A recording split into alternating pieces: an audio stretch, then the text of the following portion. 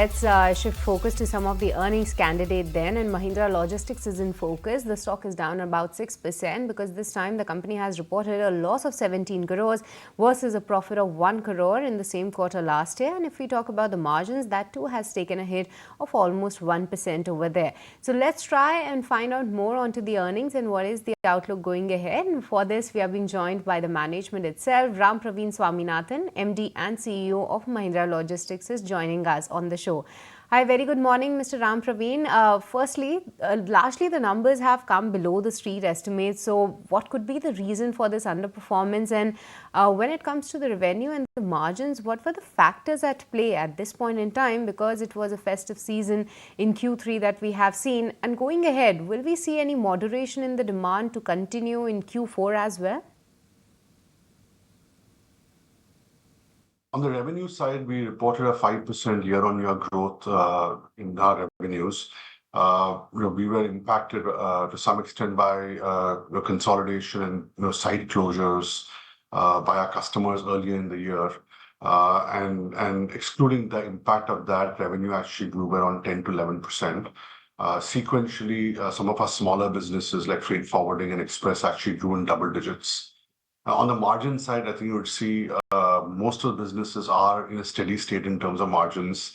There is the impact of the acquisition made last year of Rivigo, and that business did show improvement in terms of the losses. Losses shrunk by 10%, but the impact of that was still fairly large at a consolidated level, and that impacted our earnings. Going forward, I think we did have a quarter of strong order intake across all our businesses, so we expect revenue to start, showing much more stronger growth in the coming quarters, especially in the automotive and manufacturing spaces.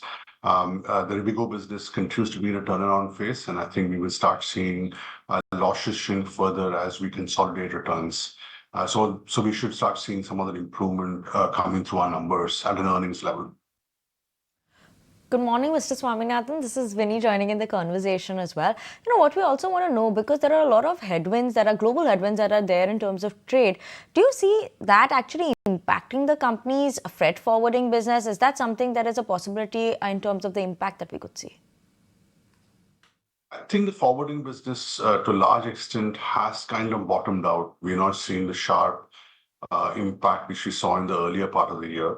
Sequentially, the business grew 11% in revenue terms, and we were able to hold our margins as well. This quarter, with the Red Sea impact, there has been some improvement in prices due to the impact of that. We'll have to see how long that holds. But overall, I think it's an upward direction rather than downward pressure going forward. But your overall growth outlook for 3PL business and the important growth levers going ahead, what would that be, and which is the segments that are showing strong growth as of now? So I think our 3PL business, in addition to the automotive part, is heavily weighed by our consumer and manufacturing segment and the e-commerce segment. We had a good peak quarter in terms of festive volumes. Festive volume in the quarter grew around 20%. That, of course, is offset by site closures earlier in the year, which did impact year-on-year growth. We're optimistic about growth in e-commerce, which we think will be strong in the coming quarters based on the order intake we've had. The other big driver for growth is going to be manufacturing and engineering, where we have seen some strong growth in order intake as well.